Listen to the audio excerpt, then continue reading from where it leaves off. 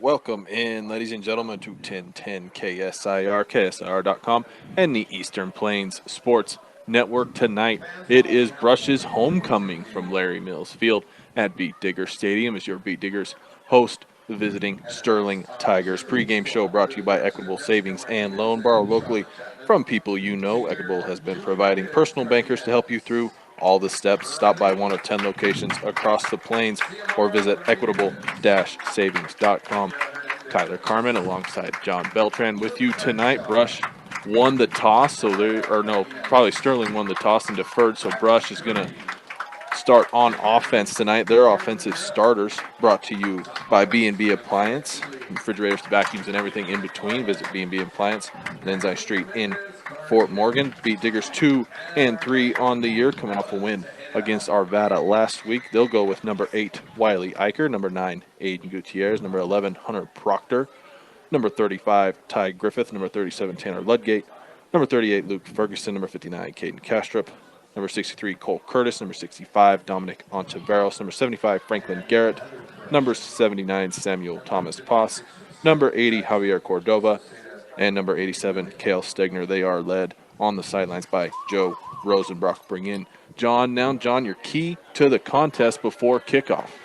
Just run the ball. I mean, that's what they've got. They've got an excellent running game there, Tyler. Last week they ran for over 380 yards, and they just have to take care of the football so they don't keep Sterling in the game. Arvada was in that game in the first quarter because of 3 B-Digger turnovers, and then once Brush controlled the game, they won going away. Kickoff underway here.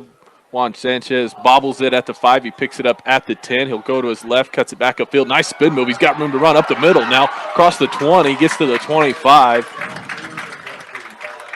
Slick moves there by the freshman as he turns a bobbled catch into a nice gain there of about 20 yards, and Brush will start on the 25. Weld Central had never beaten Sterling, and Weld Central beat Sterling on their homecoming by 40 points last week. So Sterling right now is at an all-time low confidence-wise, while the B-Diggers know that they should be able to win this game if they just stick to their game plan like last week when the running game was incredible. Brush coming off a running clock win there at Arvada, as the senior number 35, Ty Griffith, will get the first carry of the night. He plows ahead for about 4 yards. And, Tyler, that's going to be one of the shorter gains of the night.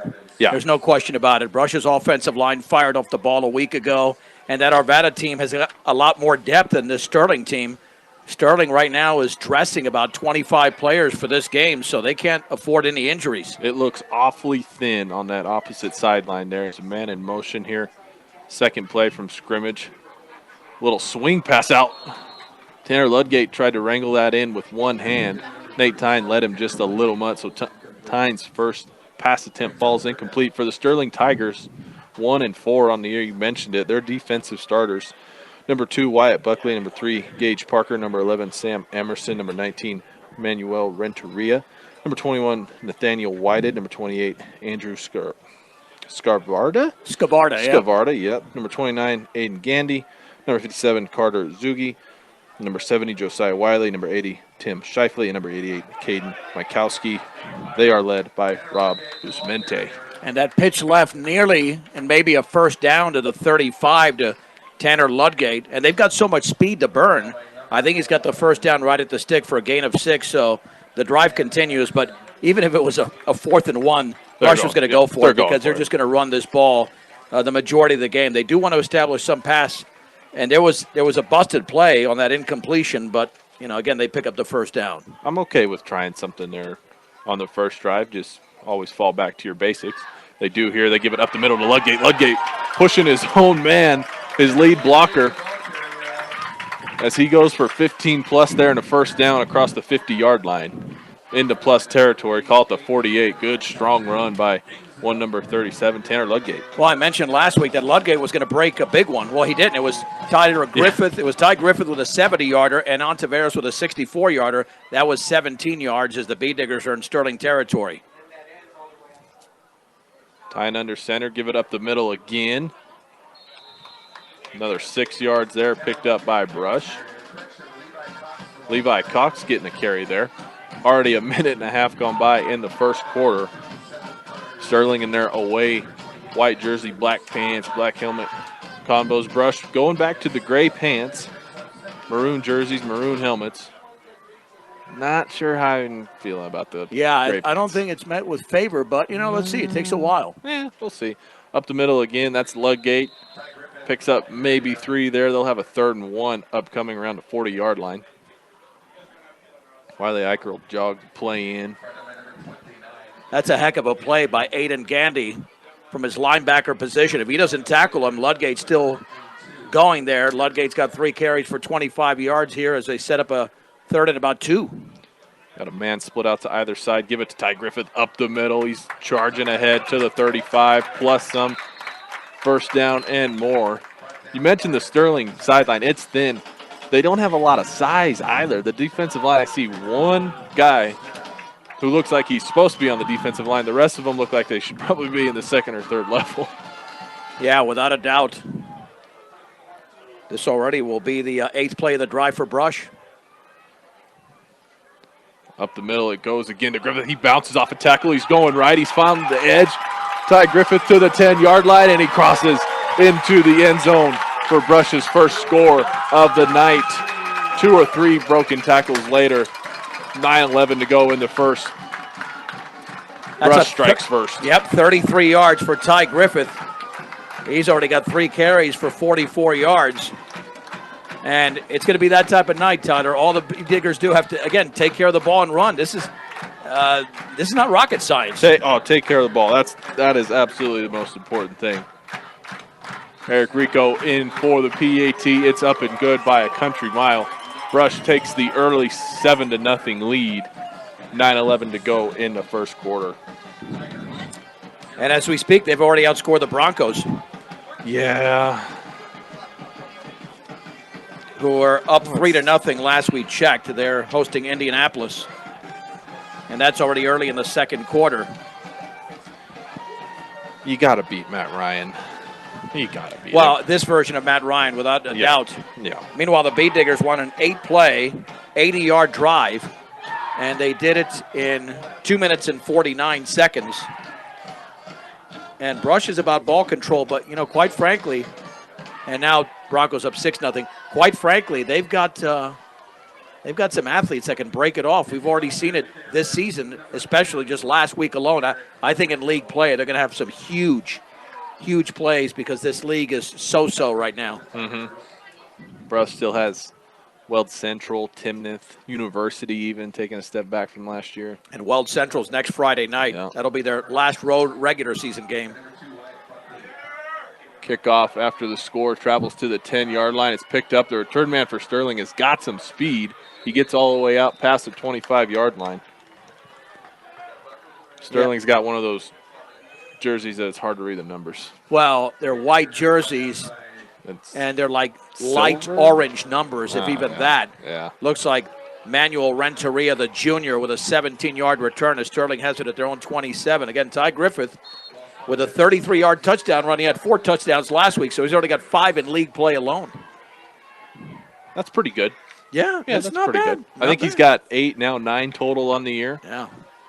I think he'll take that all day long. Shotgun here. Handoff up the middle. Running back will charge ahead, give him a couple for Sterling. Yeah, that was Nathaniel Whitehead for a gain of about 3 to the 20. And not easy to see. I mean, those are very light numbers out there. Right side of the Bee Digger defensive line made the play. It's like they shimmer in the lights, too. That's what. Yeah. Oh, yeah, there's a reflection. Sterling will go 2 wide out set here, 1 to either side. 1 from the right comes in motion there. They hand it off up the middle. They give it to Whitehead again, and he is dropped in the backfield there. The Brush defensive end read it like a book. Well, that was Ty Griffith that made the first hit. And Griffith with a 4-yard loss on Whitehead. Now it's 3rd down and 11. And keep in mind that last week, the Bee Diggers came up with a couple of interceptions. And a fumble recovery. That's right. I For mean, a score, yeah. So this is an opportune time for the Bee Diggers to come up with a turnover. Two running backs to either side of Wyatt Buckley. Wyatt looks just a little confused there as he goes in motion. Buckley's going to roll out to the right.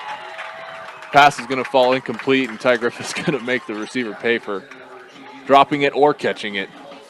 Yeah, that was intended for the tight end, Caden Makowski, a sophomore. He would have had a gain of a few yards, but it wouldn't have not have been a first down because it was well defended, and Sterling has to punt on 4th and 11. Now, last week they had 6 offensive touchdowns, did Brush, and a defensive touchdown.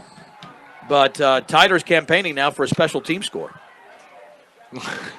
Well, I am. I'll be okay with that. Good punt here. Lands at the 45 of Brush. It's going to bounce all the way to the 36-yard line. Good, really good punt there. No wind to help him out. And there's a reason you need to win these games big because of what happened last week. You win big as that punt went for 45 yards, about 45 yards. You win big, and you play some of the freshmen and sophomores that we saw last week. Yeah, absolutely. I mean, they want to build this program, again, beyond this year like Coach Rosenbrock was talking about.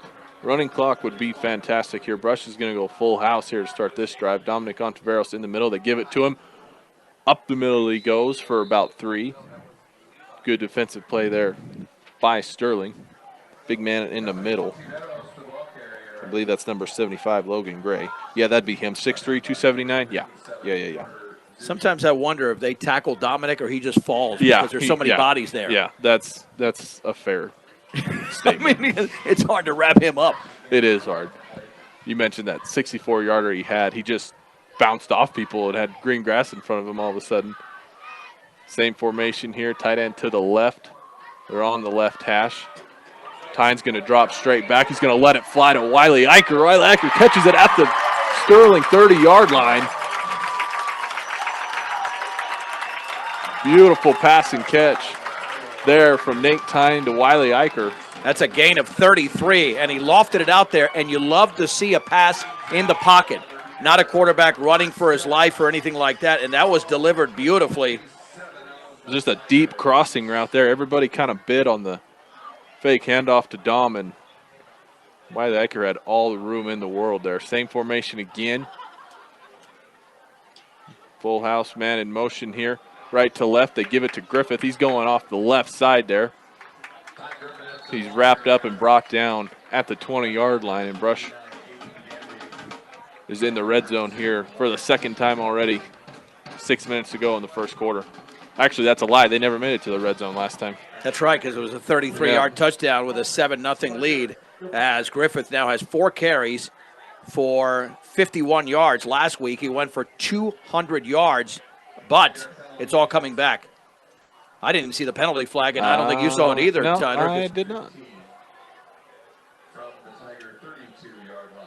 It's not a post-play penalty because they're marking it off near the end of the run, I guess. I don't know. Or maybe it's just a 5-yard penalty. So no carry there for Griffith in a 1st and 15.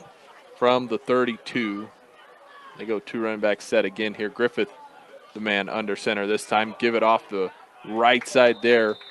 Gain some of that yardage back across the 25-yard line of Sterling. I think. Yeah, that was Ludgate. Talk about a quick hitter and a gain of 7. I don't know if Tanner's the fastest player on the team, but he's definitely the quickest, if that makes any sense. Yeah, no, absolutely. One is straightforward, the other's lateral movement. They'll stick with Griffith under center this time. Griffith fakes the handoff. He's going to bootleg right. He's got blockers out in front of him. Cuts it up the middle. He took a long time to get out there. I started to worry about seeing a penalty flag, but none flies, and he's close to the first down. Yeah, he's probably, we'll give him a gain of 6 inside the 19. 3rd and 2 now for Brush. You know, this is not a bad time to even think about a pass because you're going to go for it. Yeah. You're going to go for it with a ball at the 19-yard line with a 7-0 lead with 4:40 to go in the opening quarter. But they'll probably run the ball. Yeah, they'll probably run the ball. Griffith under center again. Quarterback sneak. Nope. They give it to number 21, Snelling. He's got the first down. Did the ball come out? If it did, Brush gathered it back up. First down is picked up. Yeah, but you can't carry that thing like a loaf of bread. It was No. very, very loose. You could see that when he got through the hole, he carried it way too loose, and that shouldn't be dislodged that easily, but it's a 1st and 10 at the 12-yard line. Yeah, we don't need a Melvin Gordon situation.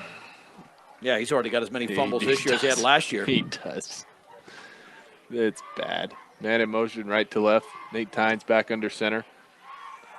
Gives it up the middle. Ludgate, another quick hitter again. He's across the 10. I think just shy of the 5-yard line. I think they'll give him the 7 maybe?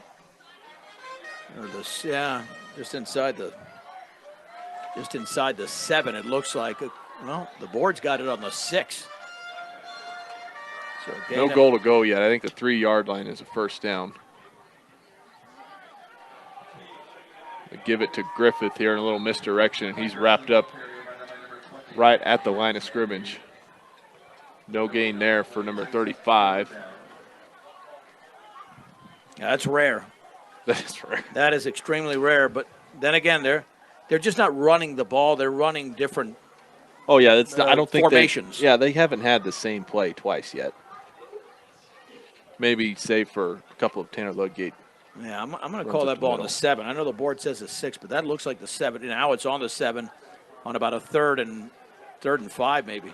Tynes back under center here. They're on the far hash. Tynes going to roll right. He's looking across the backside of the end zone in the corner. Passes up and completed for a Beat Digger touchdown. It's as far away as it can get, but I believe it's number 87, Cale Stegner. Yeah, Stegner made the catch. Beautifully lobbed into the back of the end zone by Nate Tyne from 7 yards out. And the Beat Diggers now lead 13-0. Stegner, I think, was only one of 2 potential receivers on that play. Kind of surprised he was able to get open. He had 3 Tigers in trail. Well, what I loved about that pass, did he hook that extra point? Nope. Barely Line inside drive. left, right. Well, what I liked about that pass, Tyler, is that Stegner's not a small guy. No. Get it high, up there, yep. and he's going to win a jump ball every time. Yeah. And unless there's a huge corner on him, that's the way. You don't throw a line drive to him. No, absolutely Nate Tyne lofted that perfectly for the senior tight end, and the Beat Diggers are up by 2 scores. We still have 2:49 to go. You know what the difference here, though, in tonight's game and last week's game, Tyne throwing the ball a little better. He's got time to throw it. He doesn't have rifle 6'7" guys bearing down on him. And again, that was the case last week, where in the first quarter he was running for his life to his left, to his right, threw a couple of interceptions, and we know that Brush still on the offensive line has not mastered their blocking schemes in the pass game. Not yet. I think that's something they have to work on, and they are working on that. Yeah. Brush up 14-0, 2:49 to go in the first quarter. Kickoff travels to the 10-yard line. Sterling gobbles it up, across the 25. Ball comes out. Boy, that was a hit. That was a major hit. hit. It deflected back to a Sterling player. Sterling Luck's out there, gets the ball back in. The return man, he's still in there. I think he got the wind knocked out of him. Last week when they trailed Wild Central at halftime, it was only 20-7. And the thing we've seen from Sterling this year, they were down 20-7, and they lost 47-7. Earlier this year against Yuma, and you know how good Yuma is, they were tied at 14 and lost the game 56-21. So Sterling is that, and that is the product of a thin roster. Yeah, absolutely. It does look thin. You said it earlier. It looks almost like an 8-man roster. Yeah, I mean, there's not a lot of players out there that are getting dressed, so you got to tip your hat to Sterling, because this is not an easy situation to be in on the road on homecoming night, coming off a 40-point homecoming setback. Sterling goes shotgun set here. They give it to their running back. That's Whited. He's dropped in the backfield in a hurry. It almost looked like it's supposed to be an option there, and the quarterback did not read that right. Cole Curtis, was in on the play. That's a loss of 3. Whitehead now, he's got 3 carries for a negative 4 yards. And if they can't run the ball, forget it. No, not. That does not play into Sterling's favor at all. They're going to go 3 wideouts this time, 2 to the left, 1 to the right. from the 21-yard line here. They give it to the running back again, and he is stood up and then laid out.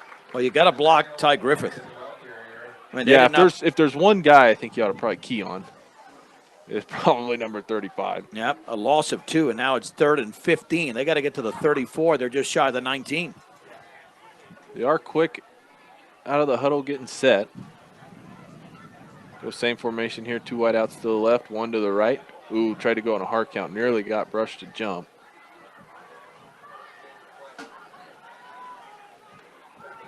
Buckley's going to walk up under set. Nope, he's going to back into the shotgun. His running back's to the left. Play clock's at 3. Straight drop back here. Looking, ball's out there. Picked up there by Brush Speed Diggers, and they're going to take it into the end zone for a defensive score there. Buckley was looking to his left, had no idea the rush was coming from his right. I think that was Ontiveros who picked it off in midair. It's going to go as a fumble, but I believe I don't think it ever touched the ground. I know, but he never threw it either. He was hit. I'll check with Ashwami. I thought I saw 6'5". I could be wrong about that, but it is a fumble recovery, a 10-yard fumble recovery unofficially for a score, and the Beat Diggers lead 20-0, still with 68 seconds to go in the opening quarter. Well on our way to a running clock. Halfway there, in fact. Snap down. Ooh, it was bobbled snap there on the extra point. Tynes running for his life. Nate Tynes going to get dropped, so the extra point is no good. So the score stays 20-0. Well, that one was a little bit on Buckley. Protection did break down, but you know protection is going to break down with a thin offensive line. You got to get rid of it. Just throw it away and then settle for a punt because you're back in the pocket. You know that pressure is coming, Tyler, and that's difficult. I would say a 2 count, maybe 3 count if you're feeling comfortable. But, yeah, that was working on 3 to 4. And you're right, the rush came very quickly. First quarter brought to you by Premier Farm Credit. For over 100 years, they've been providing affordable, reliable, and consistent credit. Visit PremierACA.com. And after Welch Central beat Sterling last week 47-7, all of a sudden that's more of an intriguing game for Brush next Friday night in Keensburg, their regular season road finale before they have University here, which is they've dropped, but they're still going to be a competitive team. And then Tibnith to wrap up the season for Brush. Caught at the 10-yard line again for Sterling. Return man turns it up the field. Goes towards the middle, gets across the 35-yard line. Not bad starting field position for Sterling by any means. No, return of 26 there with a minute 1 to go and a 20-0 Brush lead as Percy Odell made the hit for Brush.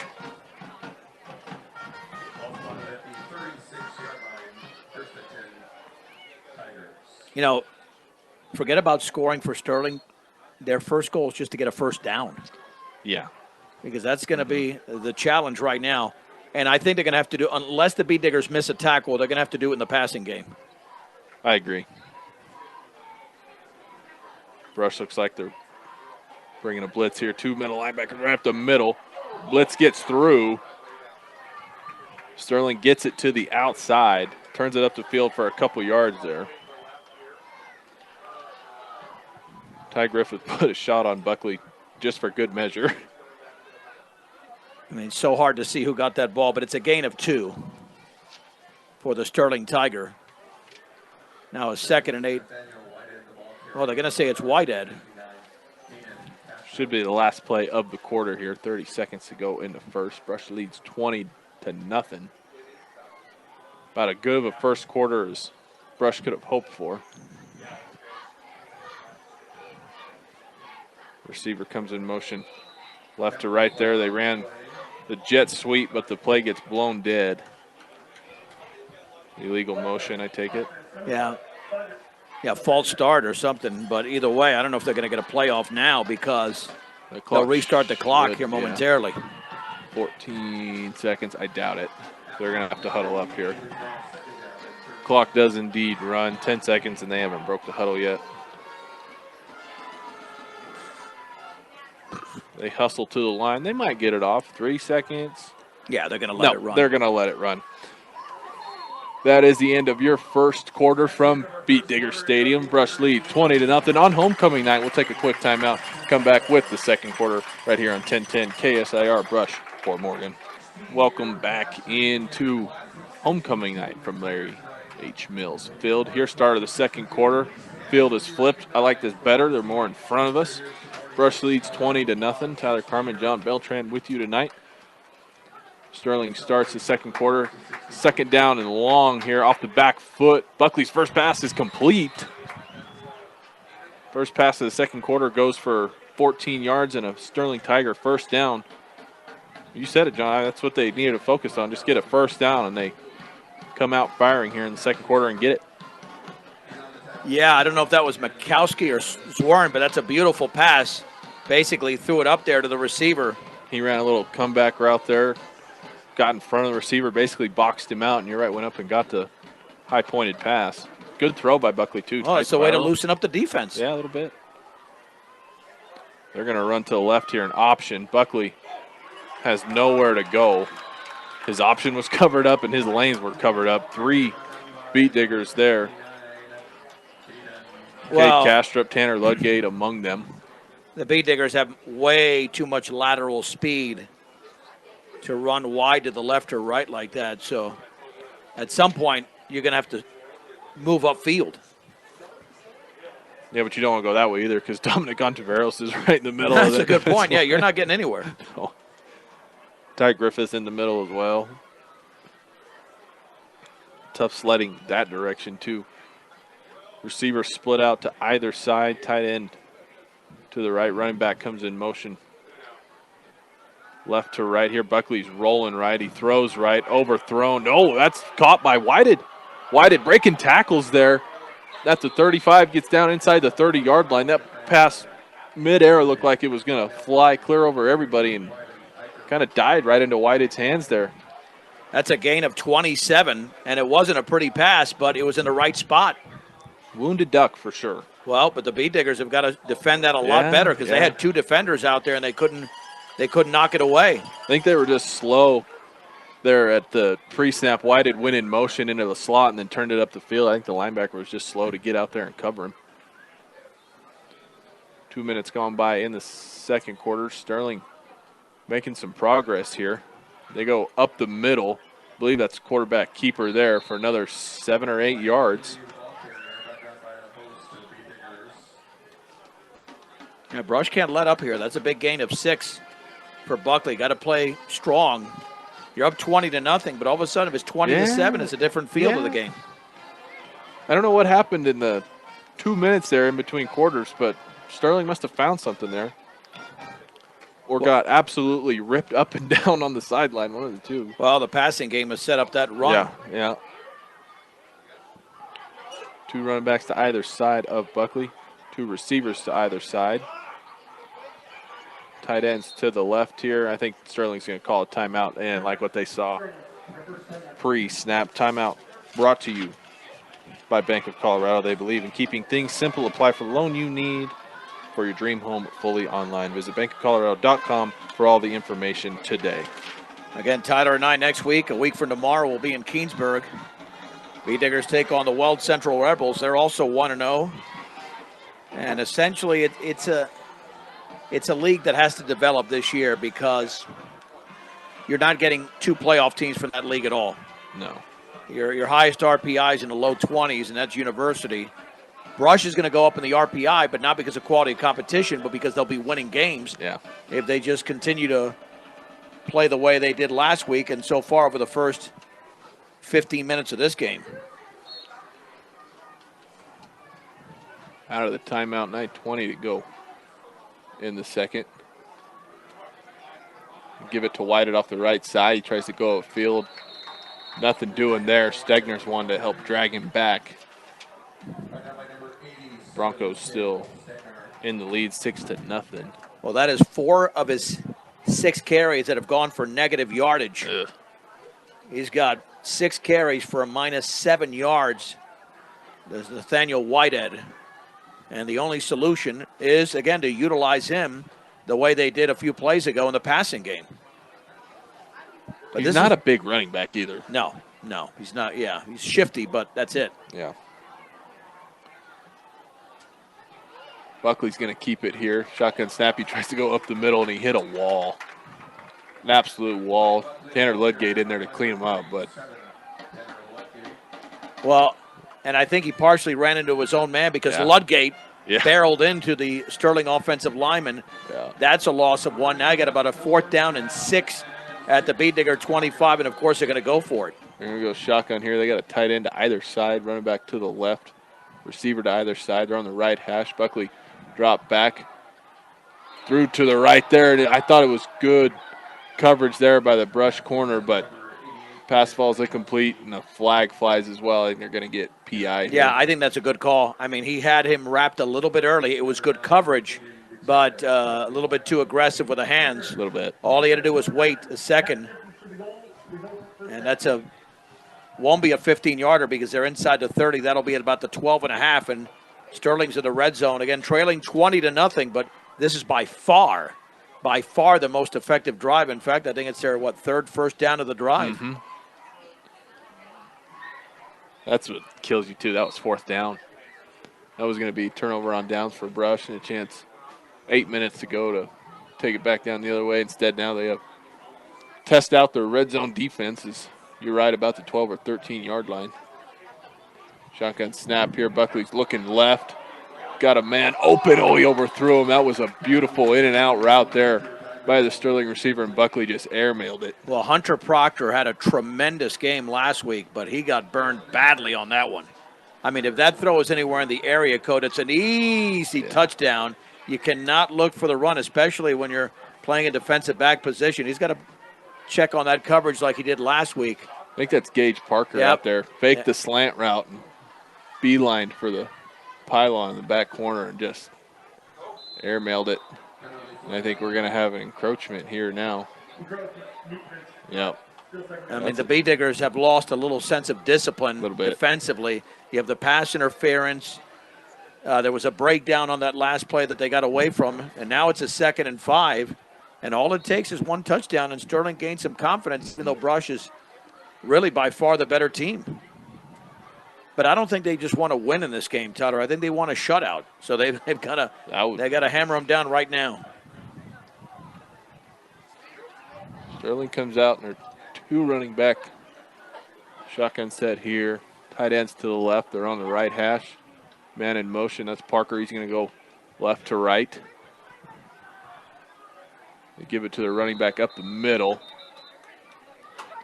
I don't think that went anywhere. It didn't. Whitehead just running right into Beat Diggers. There's nothing really he can do. I think a lineman or a tight end picked up that ball, but that was probably after the play. So no gain.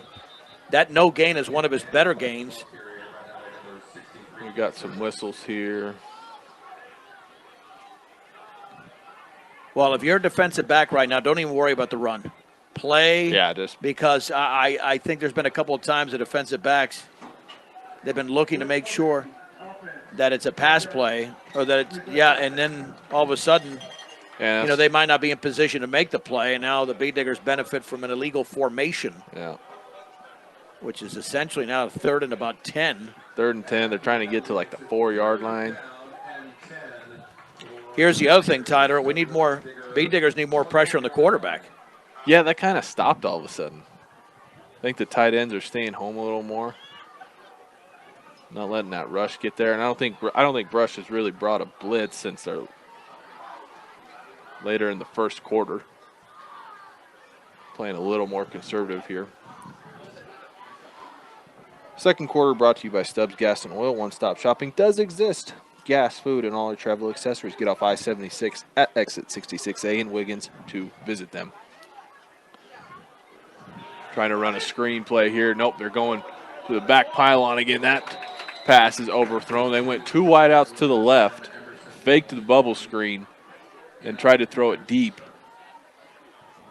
I wonder why Sterling is running that to the wide side of the field. That's a hard throw for Buckley. I am with you. That's a hard throw for an NFL quarterback. You got to throw it deep across the field. But that receiver did have some space between him and 2 brush defenders. Again, they've got to cover that a little bit tighter than they did. So 3rd and 10 now. Two running backs to the left, one to the right. Running back to the right of Buckley. Buckley's looking left again. He tries it again. This ball is air-mailed out of the end zone again. So Well, back-to-back incompletions for Buckley. he's not giving his receiver a chance. No, that's more of a dart, rather. He needs to kind of loft it in there to give him a chance. And But I'm with you, Tyler. I don't understand that play call. I don't either. And not only once, they've done it 3 times. It's like, well, he was open on the last one, so let's try it again. And Sterling on 4th and 10. It's been a 29-yard field goal. Field goal attempt is up, and it's got the distance, and it is good. Sterling gets on the board with the field goal. 7:27 to go. Brush lead cut down just a little bit. They lead 20-3. That 29-yard field goal from who else? Nathaniel Whitehead, who's done a lot in this game.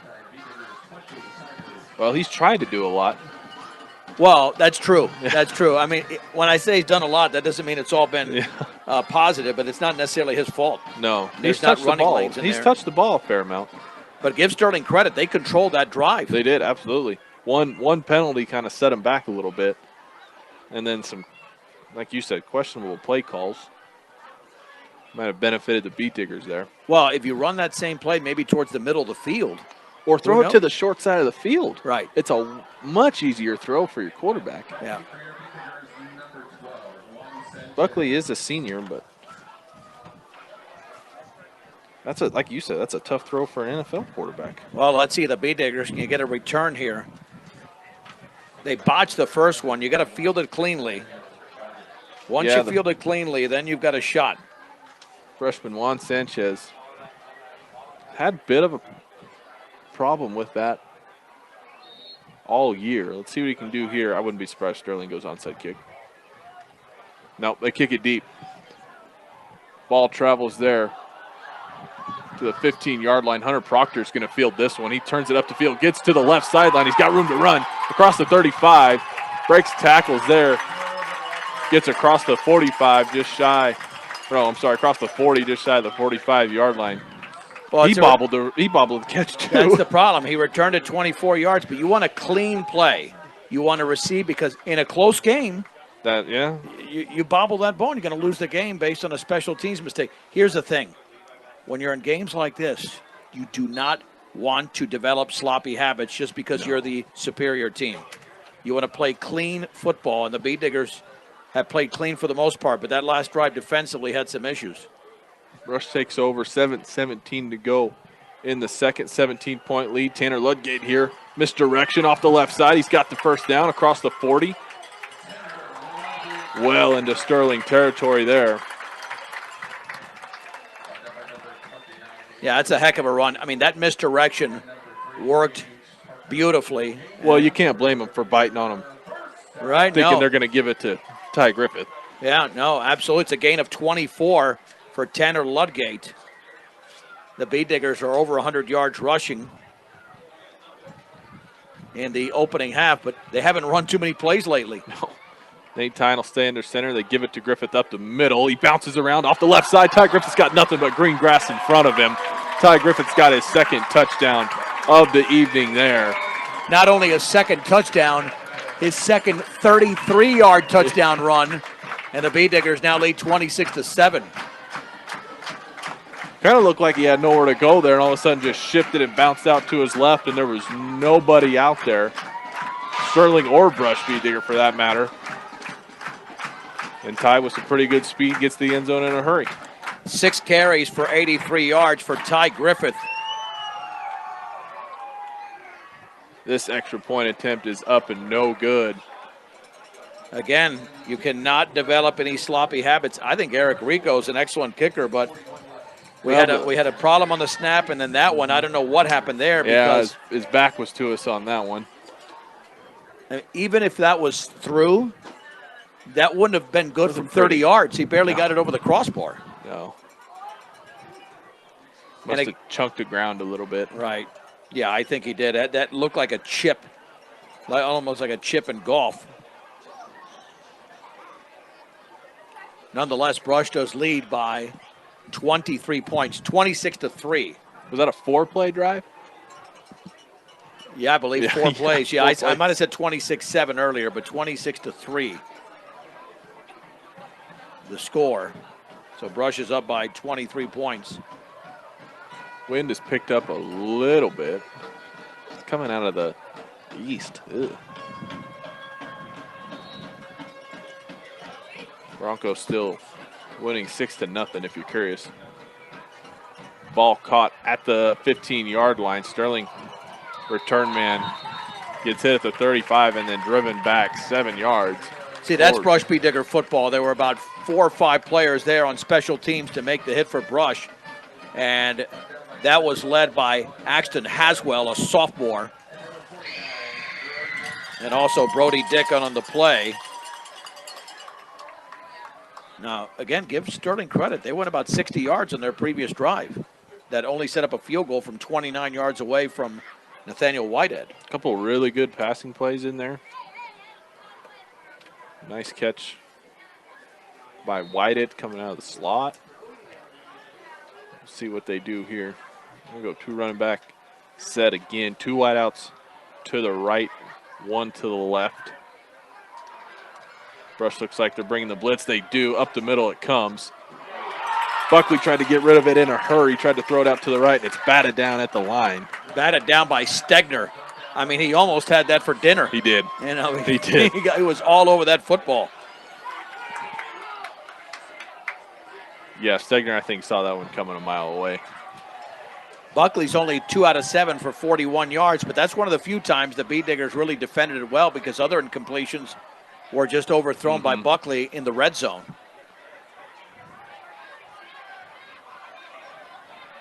Two receivers to the right. They're bunched up over there.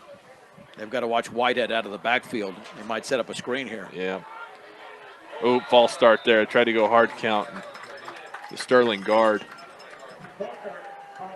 falls forward just a hair. That'll back Sterling up. That's absolutely terrible for them. Yards are hard to come by. You don't want to give them away for free. Well, especially when you're a one-dimensional offense. I mean, you can say the Bee Diggers are one-dimensional because they only run the ball, but they have a touchdown pass from Tyne to Stegner. And they did have a long pass to Wiley Eicher.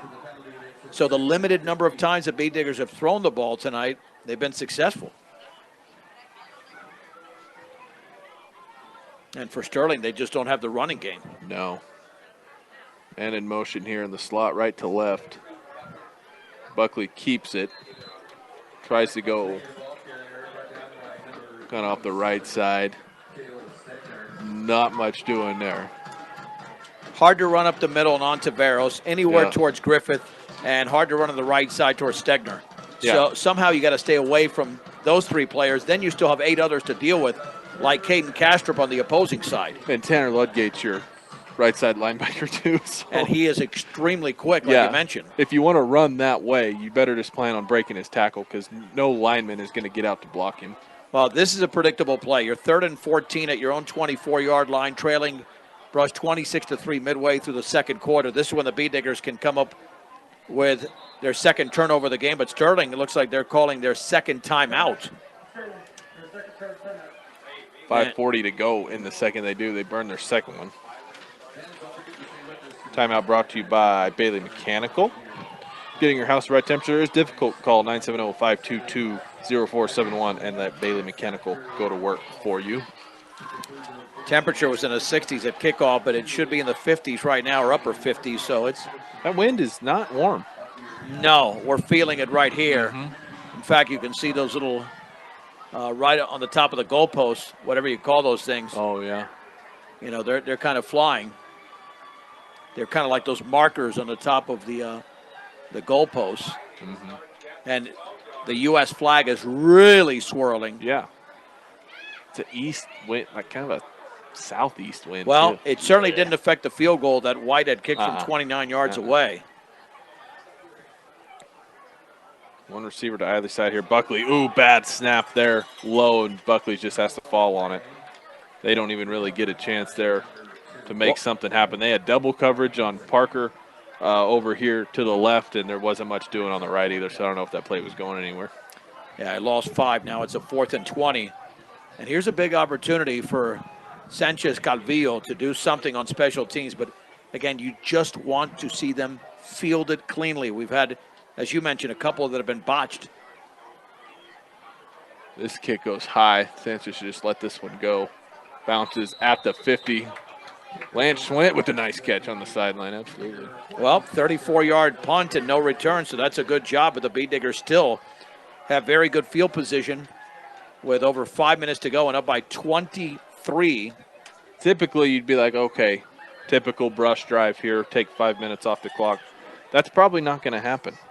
They're probably going to run about 2 minutes off the clock here and have to play defense again before the half. Well, Will Ludgate come through with a big run. He's been close. He had that 17-yarder on the previous drive. Ontiveros is in here, full house again. Sterling's bringing the blitz. They give it to Dom off the left side. Dom's got room to run there.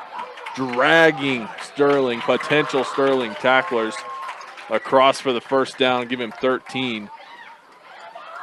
Yeah, that time you had to tackle Ontiveros. He wasn't going down. No. I mean, he was carrying defenders.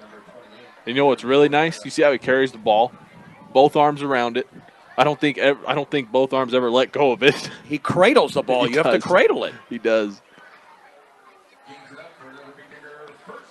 41-yard line of Sterling. Sterling looks like they're bringing the blitz again. They do. They give it to Dom again. Dom goes up the middle. Dom breaking tackles. He's got room to run again. Oh, my gosh, he's down the left sideline.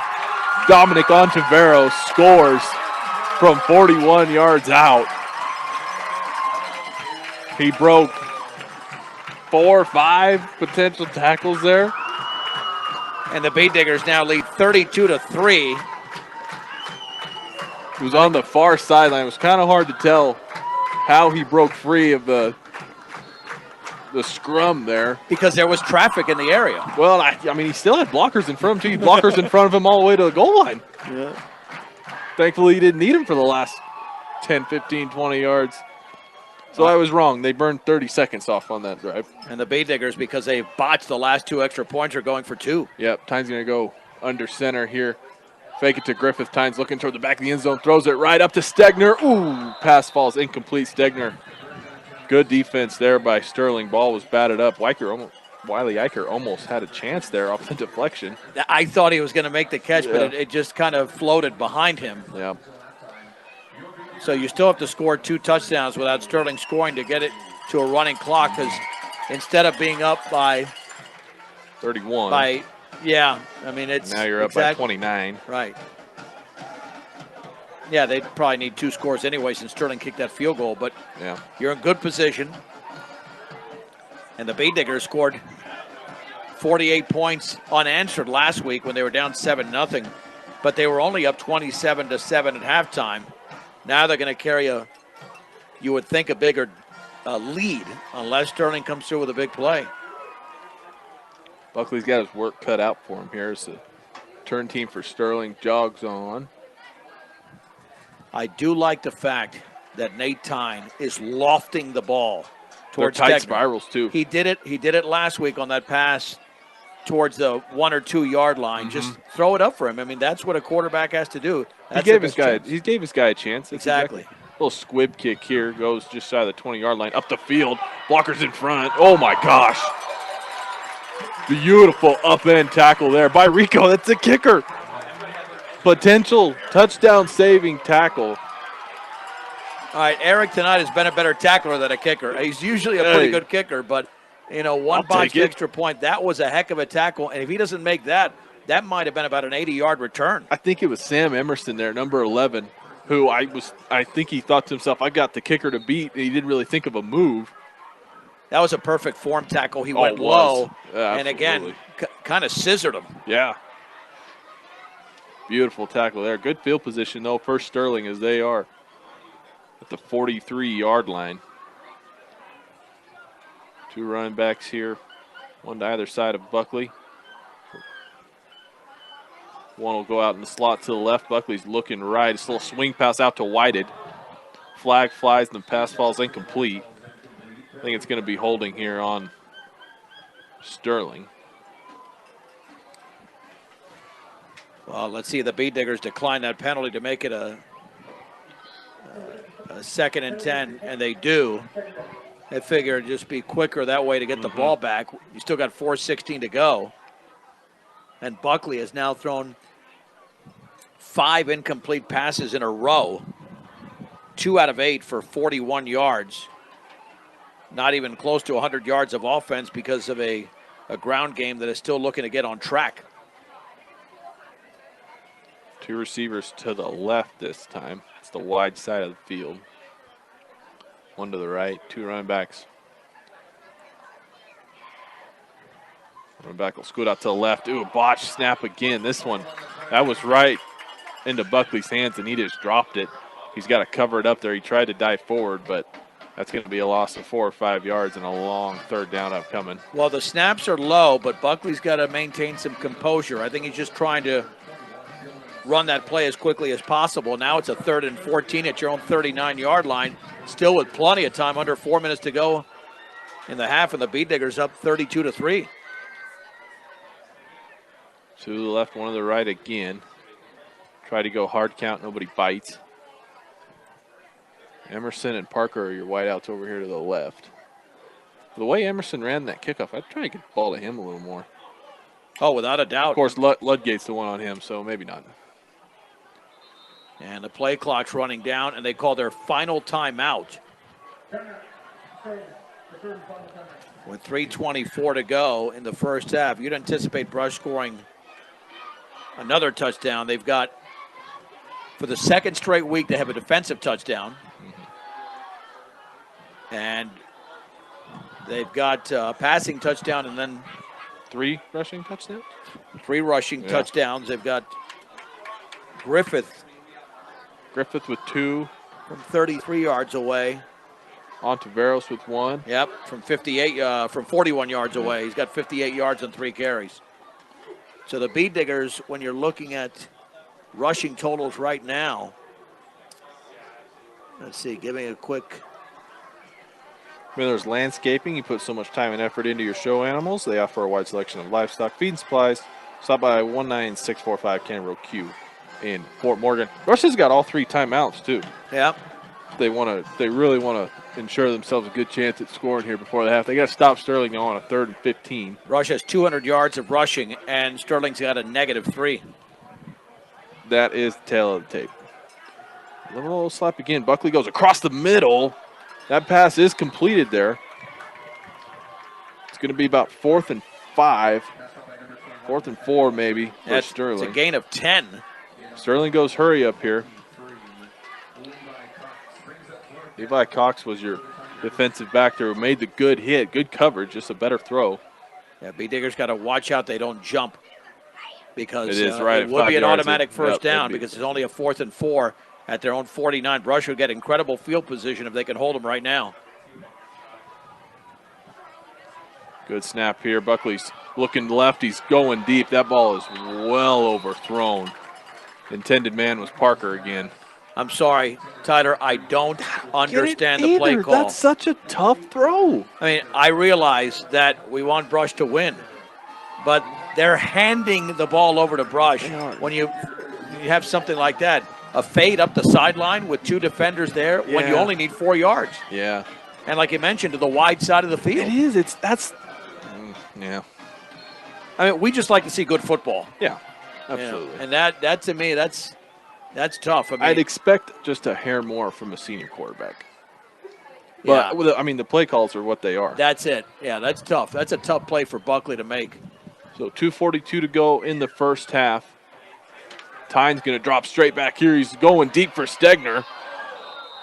Stegner and Eicher kind of ended up there together. I don't think that's exactly how that play call is supposed to work. Well, I think Nate had Ludgate open down the sideline, but he didn't look off his primary receiver. And if you don't look up off the tight end, then you get 2 defenders converging. I mean, he gave it a shot, and Stegner did have a little bit of a step. But again, nice throw. Nice looking throw. Just a hair deep. Again, I love the way he puts a lot of air underneath that football. And I like that play call, but I think Ludgate was the more open receiver. Ludgate will go in motion here right to left. They give it to Griffith. Griffith breaking tackles, picks up the first down, gets to the Sterling 35-yard line. Give him 15 yards and a first down. Yeah, just too easy now for Ty Griffith.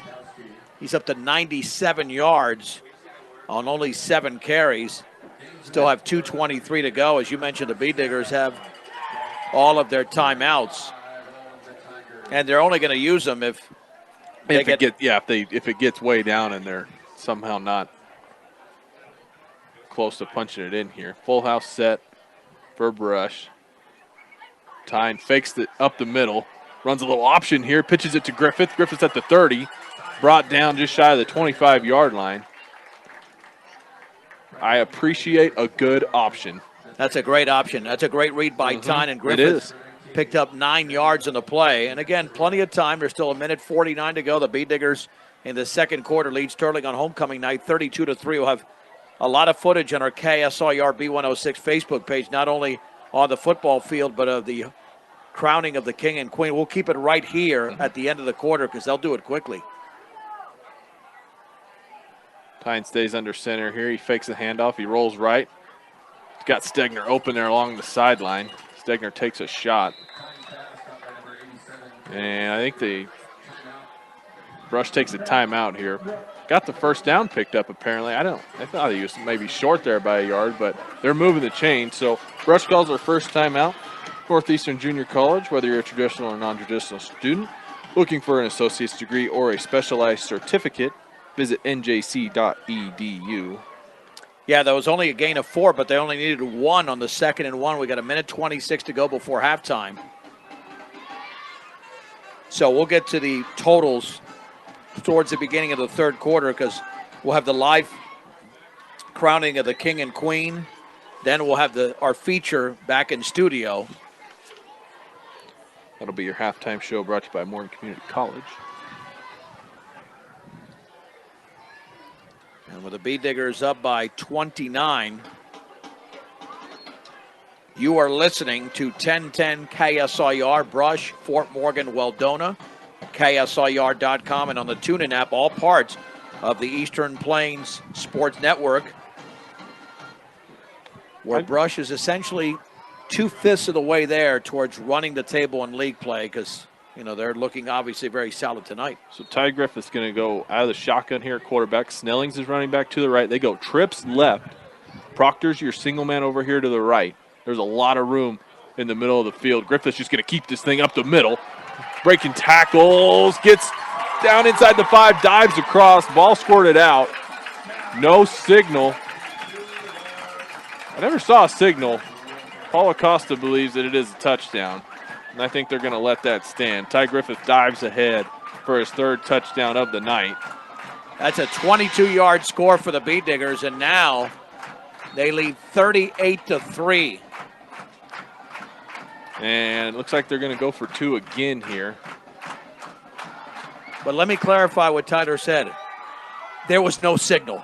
I didn't see a signal. Yeah, nobody ever. Not a single official. The ref closest to it No. never said anything. No. And that was borderline because he dove right at the goal Well, line. and when the ball pops out, you're looking. Right. You're wondering if he's waiting to blow the whistle. Brush is going to go for 2 again. Griffith's going to roll out this time. Ooh, finds Stegner on a nice comebacker there. 2-point conversion is good from Griffith to Stegner. Right towards that front pylon. That was a beautiful delivery. Yeah, no need to put it in the air under that one. And the Bee Diggers now lead 40-3, so their next touchdown, more than likely coming early in the second half, will get them to a running clock. The only thing that could get them to a running clock in the first half is if Sterling puts it up and the Bee Diggers come up with a pick 6. Yeah. Maybe Brush is thinking maybe that's why they go for 2. Maybe they get the ball back and try and kick a field goal. That puts you at 40. Ty Griffith now has 7 touchdowns in 6 quarters.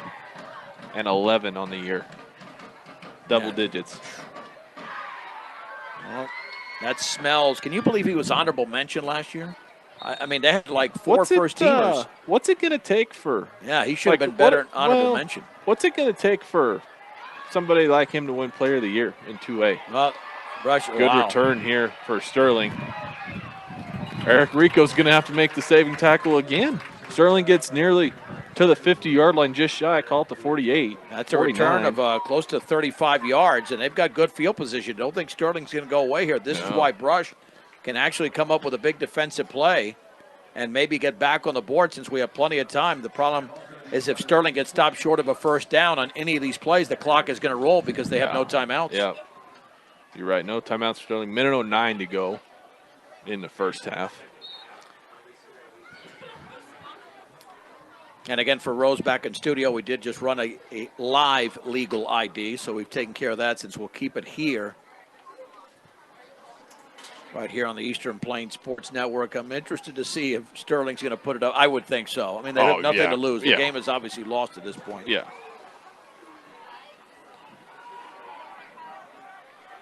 So there for a second, I thought they came to their senses. They had two to the short side of the field, but instead the man goes in motion. Buckley had an option there. He turns it up the field on the keeper. Doesn't quite get back to the line of scrimmage. Clock's going to run. Under a minute we go in the second quarter. The Beat Diggers even defended, I know you didn't do that game, they defended Wiggins pretty well in the run until the second half when Wiggins, just so big, they wore Brush down, but that was the opener. But now it's very difficult to run on the Beat Diggers. Buckley takes the shotgun snap. He rolls right, throws off his back. Boo! There it was, almost.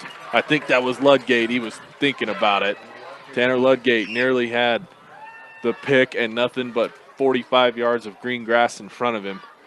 I think he overthought that. He could have sprinted in backwards. Yeah. All right, because he clearly had that one. In fact, I'm still trying to figure out how he dropped that ball. Yeah.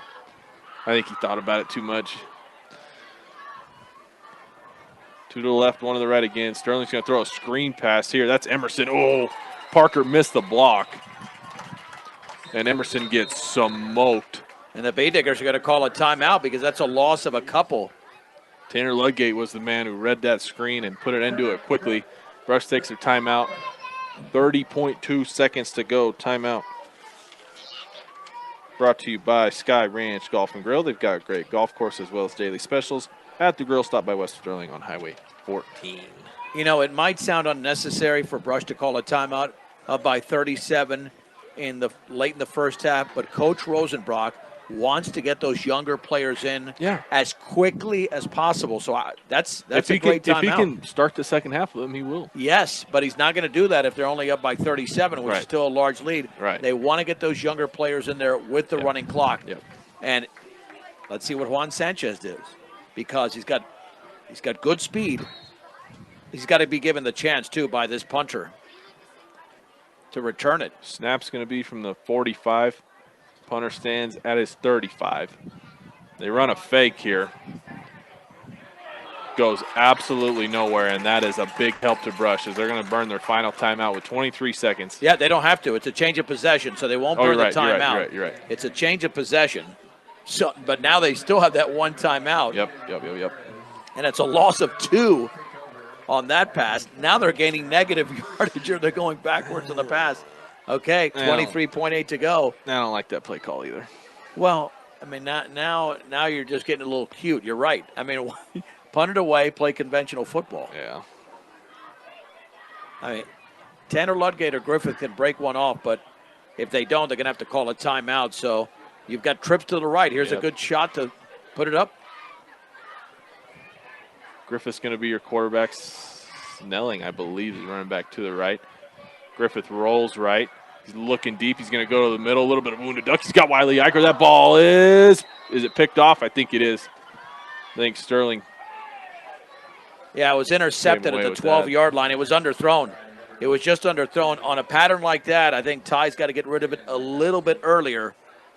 So that's picked off, and that's going to take us to the halftime festivities. And I'm Sterling here. You just essentially take a knee.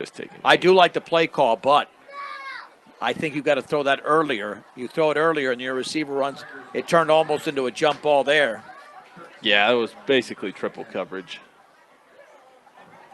Weicker gave it all he had, but he just didn't have the right positioning. Yeah, and Proctor was near that ball too, but it wasn't going to happen. Out of the shotgun, they hand it off. Whited with his best run of the night picks up 10 yards, first down.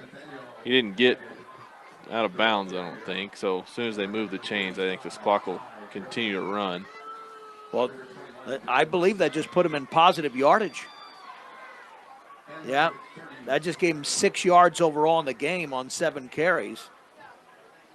Chains have moved. The clock has started again, and that is the end of the first half. Brush holds the lead over Sterling, 40-3.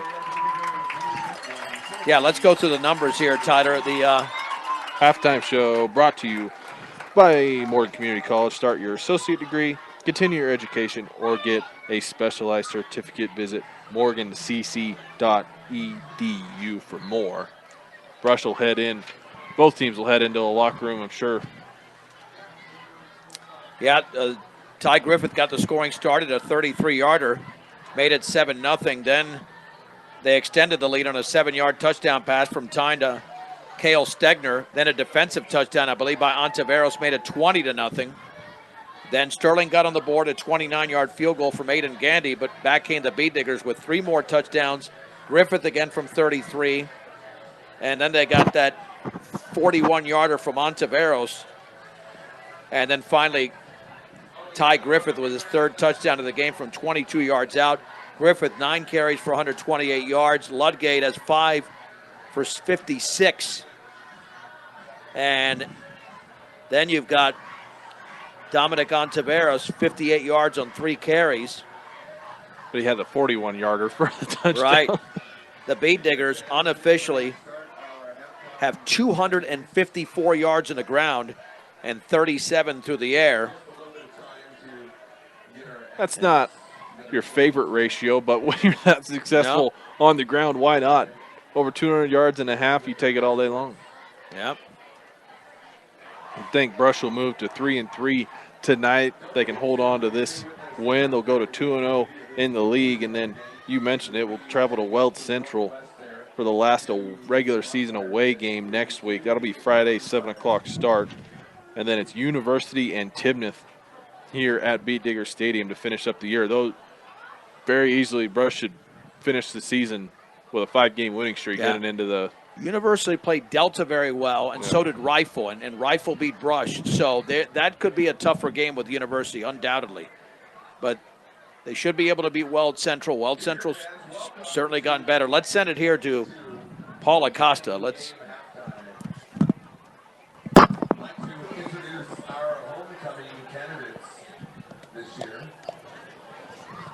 We'll start with our first 2. Izzy Herrera. She'll be escorted by Franklin Garrett. Isabella Herrera and her parents are Jennifer and Jesus Herrera. She loved being the last freshman class of the old school. Freshman year homecoming week was one of the best high school memories I have. It made me feel more welcomed in high school, and I made friends with all the seniors. Freshman year was the best year of high school for me. So if you're a freshman, make sure to enjoy this year.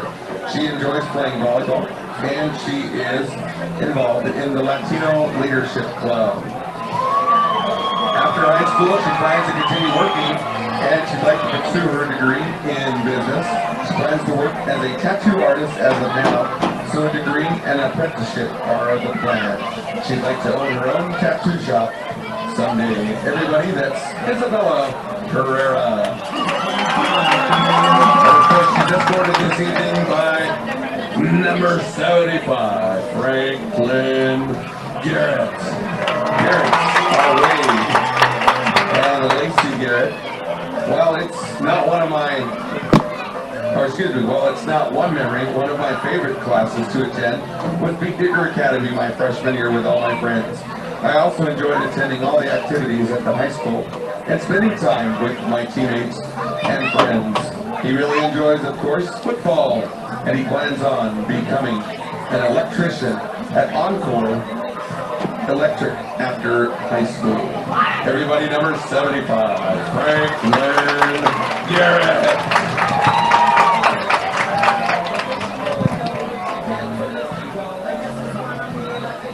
Our next candidates.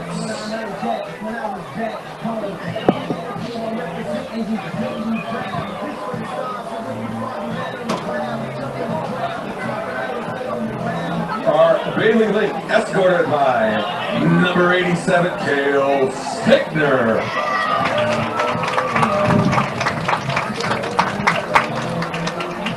Bailey Link, her parents are Bridget and Rodley. Sports have given some of my most memorable high school experiences, for posting part of the state girls basketball tournament sophomore year and seeing the student section make the other teams so mad that one of the players flipped them up, to dying on the side of the road with my cross-country team, to being a unified partner on the Special Olympics basketball team. Bailey runs cross-country, track, plays basketball. She's in student council, FBLA, and FCA, where she holds officer position. Bailey also plays tuba in the band. Her plans after high school, she plans on studying business and theology in hopes of continuing her basketball career as well. However, she is unsure of where she will attend college. Everyone, Bailey Link. And of course, she's escorted by number 87, Kale Stegner. Parents are Derek Stegner and Beth Atwell. One of my favorite memories of high school was playing in the state football game and catching a touchdown pass in on it, and also staying at a hotel with my buddies. He enjoys playing football and baseball, and he plans on either going to college to continue playing football or becoming an electrician at Encore Electric. Everybody, number 87, Kale Stegner. Adriana Gamboa, escorted by number 65, Dominic Oltiveros. Adriana Gamboa, her parents are Maria and Adrian Gamboa. My favorite memory of high school would have to be my junior year during our Platte Valley track meet. Then both of our teams ended flying away, and the best part was that Luke and I almost got hit by a tent. And Capsule tried to hold on to the tent, but she ended up getting dragged. She's a part of volleyball, catering, and the Latino leadership. Her plans out of high school is getting a real estate license online and then going to get her business degree at MSU in Denver. Everyone, Adriana Gamboa. And of course, she's escorted by number 65, Dominic Oltiveros, Rachel Price, and Eric Price. There isn't a singular memory that sticks with me, but there are a few that come to mind. First is the move to our new school from the old high school. As a freshman, I remember spending all day moving all the school items from the new to the new school. I liked the old school because it felt smaller and as a result, closer to my classmates. But moving into the new school, well, it's tough finding a better school anywhere else. Being part of the very first varsity team to wrestle and win in the Beach Cellar was amazing, which is the other great thing about my high school years. Being part of the team and athletes definitely helped me keep my school, and I enjoyed representing Brush High School. Sports he's involved with are football and wrestling. As of today, I'm currently taking MCC courses in electrical work. My hope is to continue this through the end of next year and finishing my associate's degree in electrical mechanical usage. After obtaining my associate's degree, I plan on starting an apprenticeship to become a journeyman in the electrical field. Everybody, number 65.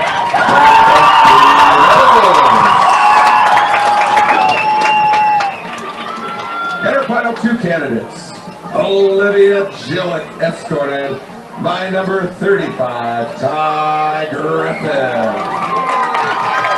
Olivia Gillick, her parents are Dan and Kate Gillick. A fun memory Olivia has in high school is when she went online for a while, freshman and sophomore year, and had 15-minute classes. She enjoyed every moment of softball, golf thus far, and wants to thank her coaches and teammates for creating such fun memories. Finally, she loved winning Powder Puff 2 years in a row with our awesome class and bonding with her class during the homecoming week. She's involved in student council and FCA, where she holds officer positions. She is involved in dance and plays golf and softball.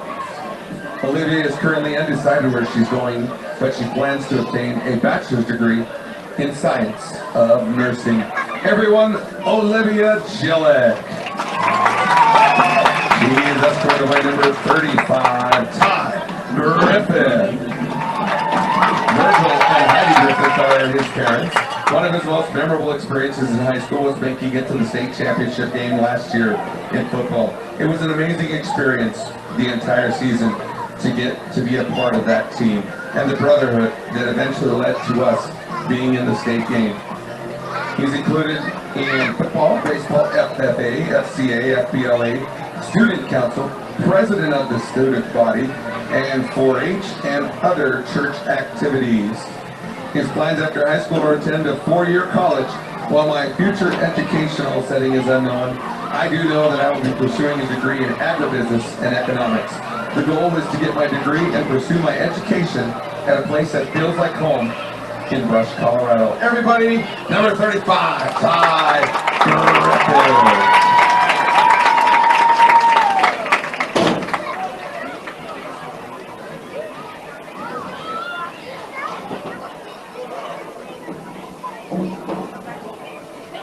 And now, what you've all been waiting for, your 2022-2023 Homecoming King,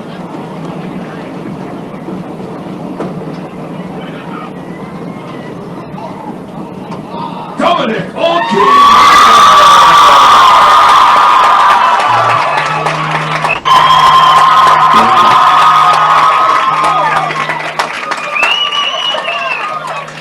And your 2022-2023 Homecoming Queen is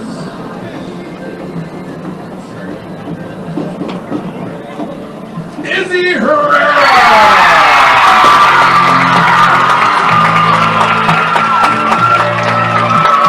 Everyone, a round of applause for all the candidates tonight. What an extra round of applause for our King Queen. King Dominic Octiveros, Queen Izzy Herrera.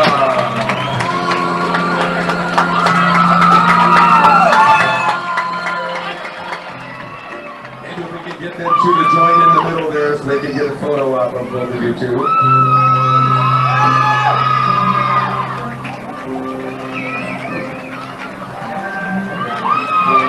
Congratulations to all the candidates again, and give it up for King and Queen of tonight's Homecoming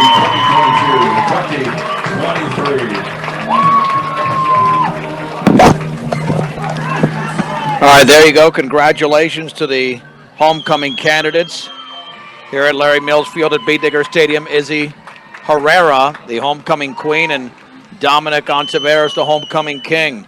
I'm John Beltran with Tyler Carmen. We'll take a break, a 30-second break. We'll come back with a second half of our halftime show. The score at the break, it's Brush 40, Sterling 3 on 1010 KSIR and the Eastern Plains Sports Network.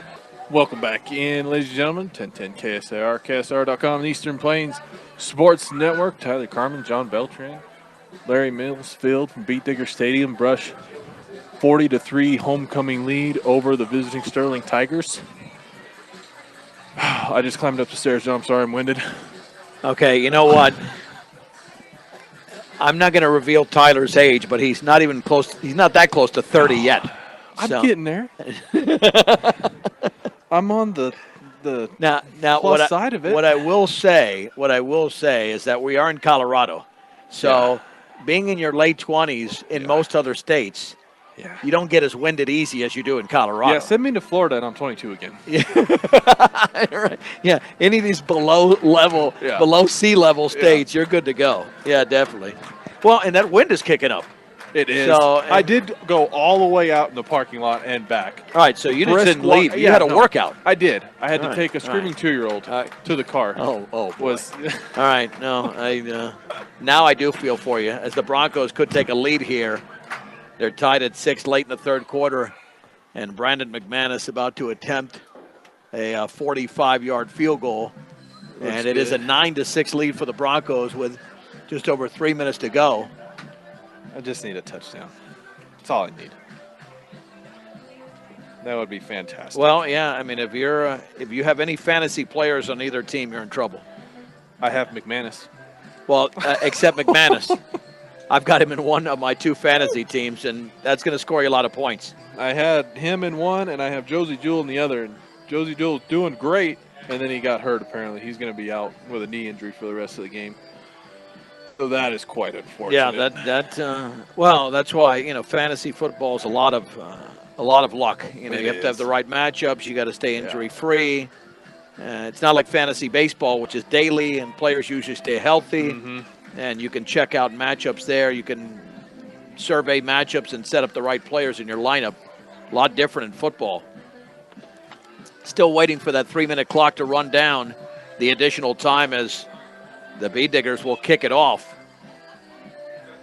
Now, they almost had that pick six before half. If not, we go to a running clock. Oh, that would be fantastic. Okay, do they normally have this chicken dance song? No. I've never heard that at a football game. This seems completely, I'm going to get on Paul Acosta. Yeah. Why are they playing that? Like I feel like I'm at a German wedding Oktoberfest is this weekend in Brush. Yeah. Eric Rico to kick it off for Brush here. Ball caught cleanly at the 15, met immediately as he hit the 25-yard line and driven back. I believe that's number 40. Well, we don't have a number 40 for Brush. Yeah, Maybe. I thought it was Brody Dick. Oh, you know what? I bet it's Richie Bruno. That's the big number 40. Well, that did look like Bruno. I just didn't see the double 4 there. Well, it still to me looks like a 40. No, maybe 48. No, yeah. 49. You're right. I think you're right. It is Brody Dick. Well, the Bee Diggers will still have their starters out there until they get to a running clock. Again, if you're up by 40 points or more, you go to a running clock. And that would end this game a lot quicker than, let's put it this way, the second half would go faster than the entire halftime. Yeah, absolutely. Which was extended because of homecoming. Izzy Herrera, the homecoming queen, and Dominic Ontiveros, the homecoming king. Sterling comes out throwing here. Ooh, ball's picked by Hunter Proctor. It's overthrown, and there's your running clock. The first play of the second half is a pick six, courtesy of number 11, Hunter Proctor. About 28 yards away for Proctor. He had 2 interceptions last week, and the Bee Diggers now lead the game 46-3. And why are they stopping? I mean, let's see. They shouldn't be stopping that clock. I don't know. They should not be stopping that clock. And are the officials going to signal? Why did they stop the clock? I think here comes White Hat. Oh, there was some personal fouls there on Sterling. Yeah, let me check. I'll turn myself down.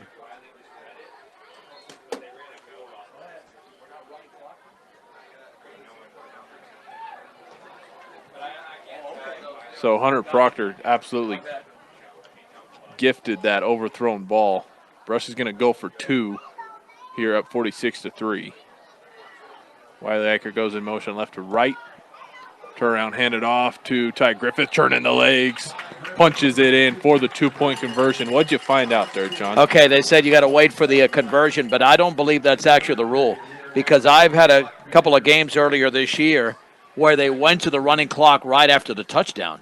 You didn't have to wait for the conversion. Well, one was a Fort Morgan game at Roosevelt, and the other was last week. That as soon as Brush took the lead, that went to a running clock immediately and not after the conversion. Well, the conversion doesn't put you 40 or more. You're already 40. That's what I'm saying. So I don't know why you'd wait. No, yeah. I don't think I think it's immediate. But anyway, it doesn't matter. They've already started the clock. It's running now. And if there are no timeouts called by either team, you have a 1-minute break between the third and fourth quarters. This game would be over in 25 minutes, even though. Game over at 9. I'm in bed by 10. That sounds perfect. Yeah, no, exactly. I mean, that's. And now the Bee Diggers will kick off from the 45 of Sterling because of the personal foul penalty at the end of the play. Yeah, there was probably 2 personal fouls. Yeah, they've assessed one of them. So Eric Rico's going to nearly kick this thing through the uprights. Touchback there for the freshman. Brush last week had 1 defensive touchdown. Tonight they have 2. The 28-yard interception returned moments ago from Hunter Proctor, and then Dominic Ontiveros on that strip from about 10 yards away. Hopefully we'll get Coach Rosenbrock up here, and Tyler will visit with him after the game as the Bee Diggers will pick up another victory of 48-3. And quite frankly, this was expected. So last year, when Coach Rosenbrock was the defensive coordinator, they had a deal where if there was a defensive score, he wore a costume to practice. I'm going to ask him about it here as Buckley tries to go off his right side, gets dropped at the 30-yard line, gain of 4. Well, they were part of the practices this week. You know, the interview that we had with him before the game, and I think he turned an ankle. It was him and a couple of others. And you know, Coach Rosenbrock is, I believe, 29 years old. He graduated Brush High School in 2011, so he's on the verge of 30. And even though he's still a young man, it's not the same thing when you're trying to play football, even as a coach at this age, as opposed to your high school and college years. I can't imagine here as Sterling throws a little screen out there. I believe it's Hunter Proctor hanging on for dear life as he's going to get the receiver down there. They lost some yardage on that play. Yeah, a little bubble screen out to the left, and now it's about a 3rd and 7 from their own 23-yard line. They're just trying to pick up small chunks. It's not even a chunk. It's more like a nibble. Shotgun set here. 2 receivers to the got him a jump there. Dominic Ontiveros, your homecoming king, gets an encroachment call there. Well, and I think what's happening now is that they're keeping the starters out there until the end of the quarter. Or maybe till they get the ball back. Yeah, I would think so. And then you go with Eric Rico and Bruno Ritchie, and then Juan Sanchez. Those are 3 freshmen that will get plenty of playing time down the stretch of this game as under a running clock. 8 minutes to go, 3rd quarter. The Bee Diggers lead by 45. Shotgun set here. Buckley throws to his left. Pass falls incomplete. Well, that was an excellent pattern that was run along the far sideline, and I think that ball was just dropped. I think Buckley stuck it in there. Yeah, and the receiver's on the sideline there. That ball might have hit him where the sun does not shine. Right, well, with a 4th and 2 at their own 28-yard line, they're going to go for it. Buckley's going to roll to the right here. He's going to be dropped. He was looking for somebody there. Did not have any time at all, and he gets dropped there. Brush is going to take over with really good field position inside the Sterling 30. A loss of 4, and what surprised me there, I think they tried to catch Brush by surprise, thinking, well, there's no way Brush is going to think we're going to run the ball, and that's exactly what they did. But they've only had 1 good running play tonight. That was at the end of the first half, the 13-yard run by Nathaniel Whitehead, and now the Bee Diggers have it at the 24-yard line, but Nate Tyne is going to be the quarterback in this sequence, so maybe they'll wait to the 4th quarter to bring in their second teamers. Just go ahead and put 1 more on the board just for safe measures.